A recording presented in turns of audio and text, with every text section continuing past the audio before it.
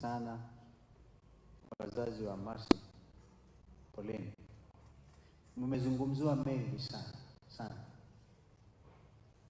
But you know, I was told about Mercy's demise early morning by one of the people at home, and I couldn't believe it. Like Charity was asking, taking time to understand. I thought they were talking about another Mercy. And I'm yet to find out, really, because it was so shocking. I've heard you, James, talk about the basics with a lot of emotion. I'm yet to find out what happened to Mercy. Maybe you'll explain to me. Did Mercy have a condition? What was it? Could it not be helped? Gone too soon? A very vibrant, free soul. I think one of our friends eulogized her in a manner that I don't think anybody else can. Deep emotion, eloquence, somebody who lost a friend. Kwa hivyo, waombolezaji wenzangu wa Kenya, vijana wetu kwa media, because wengi wenu ni kiwango hicho cha Mercy, poleni. Continue to do the best you can for yourself, your country. We live in perilous times. Some of you were taken down by police bullets just the other day. And what can we say? The media were not spared. So your colleague from Media Max in Nakuru got a bullet in her thigh, and you demonstrated.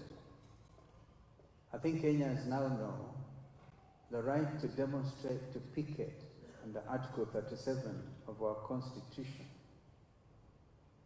is a basic right and not negotiable. But if people work well, if governments can work well and do justice to their people, then people will not demonstrate.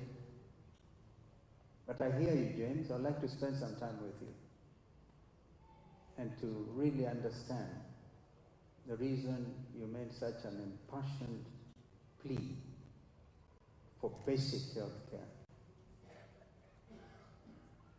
We still take a lot of people to India. India is what they call a medical tourism destination. There are only 3 PET scans which are able to detect early stages of cancer. One at Kenyatta University Teaching and Referral Hospital, which President Uhuru launched. I was there with him when he did. And the other one is at Aga Khan Hospital. And now I'm told there's a third one at Nairobi West. We need to be able to do the best we can to save young lives. Because you said it clearly, James, that many people although God's timing, we all accept. But it's very painful because some of these things are avoidable. Truly avoidable. So I still want to know what happened to Mercy. Strong, vibrant, a celebrity.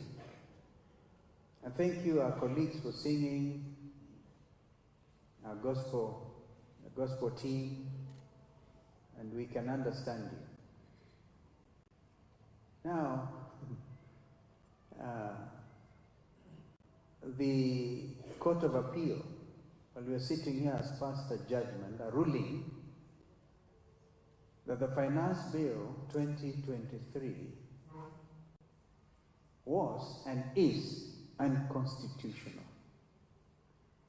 These young men were shot down because of saying, do away with the housing levy, do away because it's a housing tax. Now we have it. It is illegal. So whatever this administration has collected by way of housing levy between 2023 and now was illegal. Now that is the country we're living in. Of course, 2024, thanks to the GNC's finance bill, was withdrawn. But even the thing that they're relying on to overtax Kenyans, the 2023 bill, is now unjudged and constitutional. Kenyans, we are in a mess. We are in a mess. And yeah, that's it. I think people need to go back to the factory setting. What went wrong? And I'm yet I'm sure as can be, that God is on the throne. And He is God. But when you get wrong leadership, you suffer. Are we not reminded by some famous American ambassador called John Newcastle that choices have consequences? Some of the consequences are very difficult to fathom. But we allow us, AIC, African Inland Church here, when I come to this place, I always remember Musalia Moi, because I know the efforts he made to make this place what it is today. A true believer of a president that time, we didn't have a lot of those things. We had other difficult things, as Charity Ngilu would say. She was demonstrating those days. But compared to what we have seen, Charity, this is unacceptable. Do we still have a country? Yes, of course. We have our borders defined, a sovereign republic called Kenya. We're all proud citizens, but something is grossly wrong. I've seen some social media, but I hope there are media people here can tell the correct story. Some of us are so clear in our minds that there's nothing called government of national unity. All that Kenya Kwanza did was to poach 4 members, or is it 6 now, from ODM, and taken together ODM members, because this is also very important, a new masses passion for these things, does not amount to government of national unity. So, the Honorable Raila Odinga has been our leader of Azimio la Umoja One Kenya coalition. He sought to come and explain to his colleagues what happened. So that picture you see in the social media is just that, nothing more.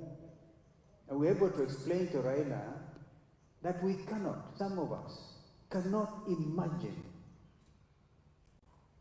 joining what they're calling government of national unity, because one, it is not, and secondly, we have purposely chosen to to be with the Kenyan people. And our yes is yes, our no is no. We say, as Azimio, we are not boarding, we are not joining. So those guys who joined there have done it on their own, and I think ODM have taken the time to explain. They will have a lot of explaining to do for sure. But the rest of us are very clear that we are not joining that administration. And so I thought I could take this opportunity because it's a matter that is troubling a lot of people. There are some saying, oh, Kalonzo cannot stand without Raila. Please spare us. We have stood before. We've been misunderstood before. We have absolutely no intention of joining William Ruto's government. But we wish them well. Because again, we are commanded unto in Romans that we pray for those in authority, even if they're in authority illegally. Like one time, Dada of Uganda, he was in authority of some kind. But we must collect ourselves and think straight and act straight, I have said that what the young Kenyan leaders have done, styled Gen Z, is amazing. It's actually shaken the whole world. Because young people armed with a bottle of water, a telephone, and a Kenyan bandera, national flag, the symbol of our unity, went out there. And then, of course, other people panicked and brought in the goons. I also experienced some men in black. I had a men in black experience, which still I cannot quite understand. Yeah, so these things we must understand are important. The change that the Gen Z have brought is irreversible in terms of governance. They don't even want to be government of national unity. They just want you people in authority to follow the Constitution so that we can all live peaceably with each other. I thought I could say those words, and I was going to address the media outside, but I wanted people to know that our brother Raila came to explain those things, and we agreed that Azimio will stay as Azimio. Opposition is important now, more than ever before, and a very strong opposition. And as he goes to the African Union, we are holding forth unapologetically for the good of this nation. And so that dear ones like Mercy will rest in God's presence, knowing what they have left behind is something solid, something of a nation. So James, take courage. Wazee kutoka kule Kitui West, poleni. Huyu mtoto alikuwa ajabu.